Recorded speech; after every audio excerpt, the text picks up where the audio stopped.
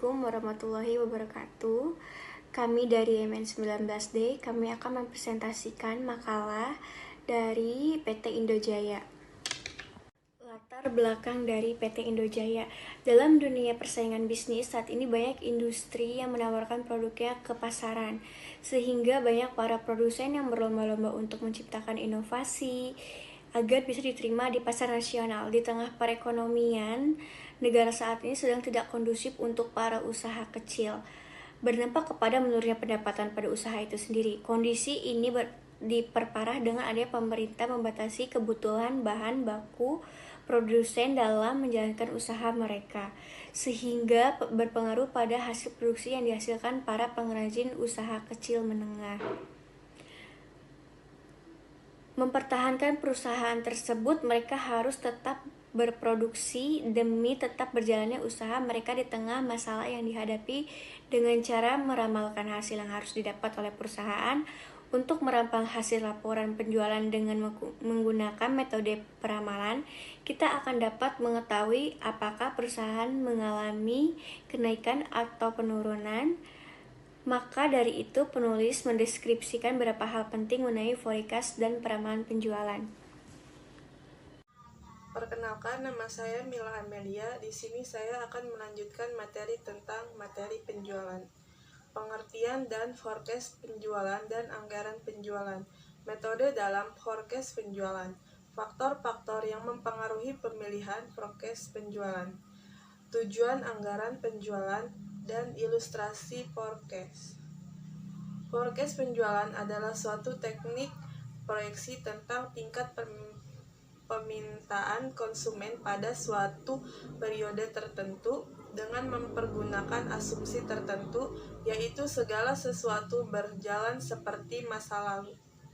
Sementara anggaran penjualan adalah anggaran yang merencanakan penjualan secara terperinci tentang penjualan perusahaan dalam periode yang akan datang, yang di dalamnya terdapat rencana tentang jenis kualitas barang yang akan dijual, jumlah kuantitas yang akan dijual, harga penjualan, sewa, waktu, dan tempat penjualannya. Perkenalkan, nama saya Ilyas. Saya akan mempresentasikan tentang metode forecast penjualan. Yang pertama ada judgment method. Judgment method atau non-statistical method adalah metode peramalan kualitatif, yaitu metode forecast penjualan yang didasarkan atas pendapat. Yang pertama ada pendapat salesman. Salesman diminta untuk mengukur apakah ada kemajuan atau kemunduran segala hal yang berhubungan dengan tingkat penjualan pada daerah masing-masing. Pendapat sales manager. Pada umumnya, estimasi kepala bagian penjualan dapat lebih objektif karena mempertimbangkan banyak faktor. Ini juga disebabkan pendidikan yang relatif tinggi dan pengamanannya yang lebih luas di bidang penjualan.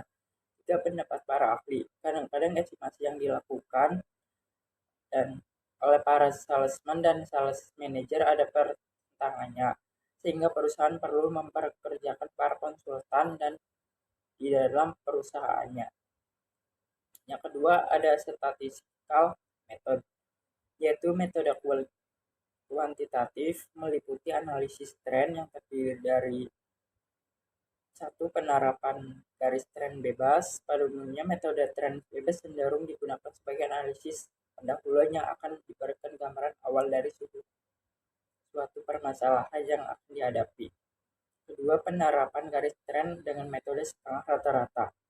Metode tren semi-average dapat digunakan untuk keperluan peramalan dengan membentuk suatu persamaan seperti analisis regresi. Yang ketiga, penerapan garis tren secara matematis yang terbagi menjadi tiga bagian, yaitu metode momen atau metode garis lurus. Metode tren momen merupakan metode analisis yang dapat digunakan untuk keperluan peramalan dengan membentuk persamaan Y sama dengan A tambah BX.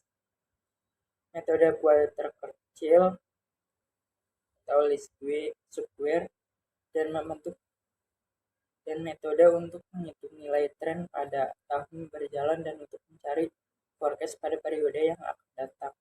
dan analisis korelasi metode regresi digunakan untuk menggali hubungan sebab akibat antara beberapa variabel. Selanjutnya akan dibacakan oleh Salsabila.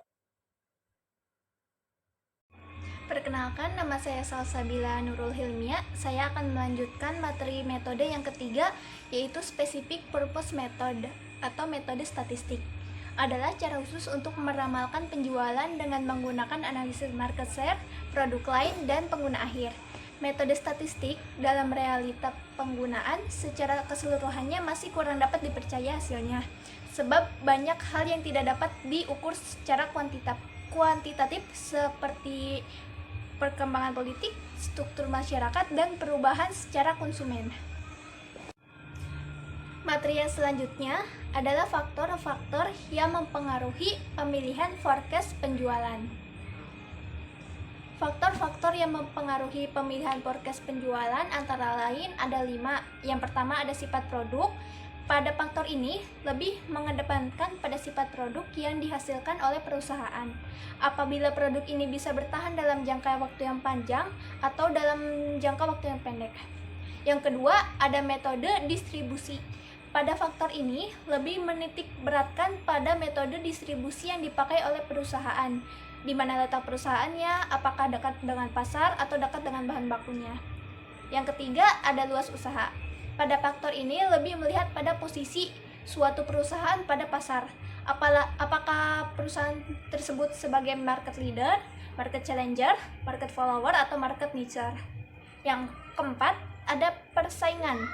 Setelah mengetahui posisi perusahaan, bagaimana tingkat persaingan dalam perusahaan pesaing tersebut. Yang terakhir ada data historis yang tersedia. Data historis ini diperlukan minimal berjumlah 5 tahun terakhir dari perusahaan.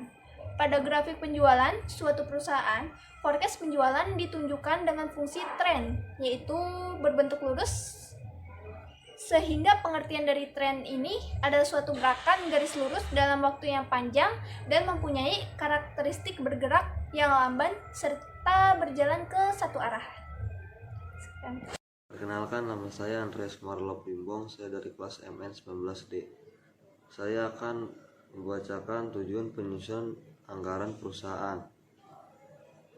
Tujuan penyusunan anggaran penjualan adalah untuk merencanakan setepat mungkin tingkat penjualan pada periode yang akan datang, dengan memperlihatkan data yang merupakan pencerminan kejadian yang dialami perusahaan di masa lalu, khususnya di bidang penjualan. Dan ada lagi ilustrasi forecast dan anggaran penjualan. Garis tren metode setengah rata-rata yang bisa dibilang tren semi average. Metode ini dapat digunakan untuk keperluan forecast dengan membentuk suatu persamaan seperti analisis regresi. Metode tren setengah rata-rata menentukan bahwa untuk mengetahui fungsi Y sama dengan A ditambah B X, semua data historis dibagi menjadi 2 kelompok dengan jumlah anggota masing-masing sama. Data pada metode ini biasanya terdiri dari metode setengah rata-rata dengan data historis dalam jumlah genap, metode setengah rata-rata dengan data historis dalam jumlah ganjil. Persamaan tren yang diperoleh dengan menggunakan metode ini selain dapat digunakan untuk mengetahui kecenderungan nilai suatu variabel dari waktu ke waktu, juga dapat digunakan untuk meramai nilai suatu variabel tersebut pada suatu waktu tertentu. Terima kasih. Dilanjutkan contoh kasus tahun genap dengan pembagian tahun ganjil. PT Indojaya memiliki data penjualan tahunan sebagai berikut. Diminta hitungan penjualan untuk tahun 2023 dan 2026. Tahun 2015 sampai 2020 penjualan yaitu unit 150 pada tahun 2015, 158 pada tahun 2016, 167 pada tahun 2017, 167 pada tahun 2018, 170 pada tahun 2019, 179 pada tahun 2020. Penyelesaiannya yaitu mengelompokkan data menjadi 2 kelompok. Karena jumlah data genap langsung dibagi 2 yang masing-masing kelompok terdiri dari 2 data, yaitu genap. Yang kedua, menentukan periode dasar. Misalnya, diasumsikan periode dasar menggunakan tahun tengah data tahun kelompok 1, sehingga periode dasarnya adalah tahun 2016. Yang ketiga yaitu menentukan angka tahun. Karena periode dasar 2016 perangkat tahun kali sama dengan 0, maka angka tahun untuk tahun 2015 adalah -1, dan angka tahun untuk 2017 sampai 2020 berturut-turut adalah 1, 2, 3, dan 4.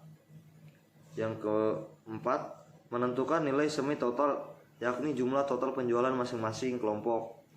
Untuk kelompok 1, nilai semi totalnya adalah 150 ditambah 158 ditambah 167, yaitu jumlahnya sama dengankan menjadi 475. Dengan cara yang sama dihitung nilai semi total untuk kelompok 2. Yang kelima yaitu menentukan semi average tiap kelompok data. Semi average untuk kelompok 1 adalah semi total kelompok 1 dibagi jumlah data kelompok 1, sehingga nilainya adalah 475/3 sama dengan 158. Dengan cara yang sama juga dihitung semi average untuk kelompok 2. Penyelesaiannya yaitu menghitung nilai B. B sama dengan 9 dalam kurung 9,4. Maka penjualan untuk tahun 2023 dan 2026 adalah 2023 sama dengan Y, yang bisa dibilang A tambah BX sama dengan 215 kan 215 tambah 9 yaitu 13 sama dengan 332. 2026 sama dengan Y sama dengan A tambah BX, yaitu sama dengan 255 tambah 9 dalam kurung 19 dan sama dengan 426.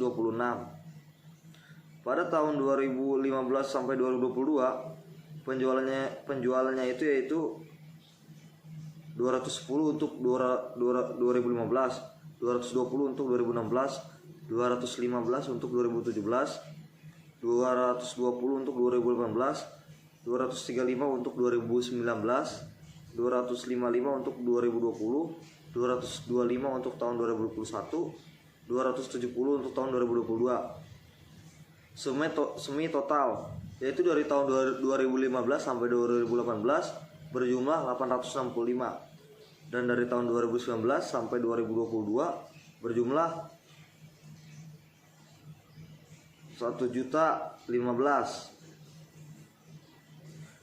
Semi average dari tahun 2015 sampai 2018 yaitu berjumlah 216, dan tahun 2019 sampai 2022 berjumlah 254. Kelompok 1 pada tahun 2015 sampai 2017 yaitu -3, -1, dan 1. Kelompok 2 pada tahun 2018 sampai 2022 yaitu berjumlah 3, 5, 7, 9, dan 11. Sekian penjelasan dari saya. Terima kasih. Kesimpulan, forecast penjualan adalah suatu teknik tentang tingkat permintaan konsumen potensial pada suatu periode tertentu dengan mempergunakan asumsi tertentu, yaitu sesuatu berjalan sebagaimana yang lalu. Forecast penjualan memiliki 3 metode, yaitu judgment method atau non-statistical method atau specific purpose method. Pemilihan forecast penjualan dipengaruhi oleh beberapa faktor, yaitu sifat produk, distribusi, luas usaha, persaingan, dan data historis. Forecast penjualan sangat berguna sebagai acuan perusahaan berapa banyak harus memproduksi suatu barang untuk kedepannya. Terima kasih.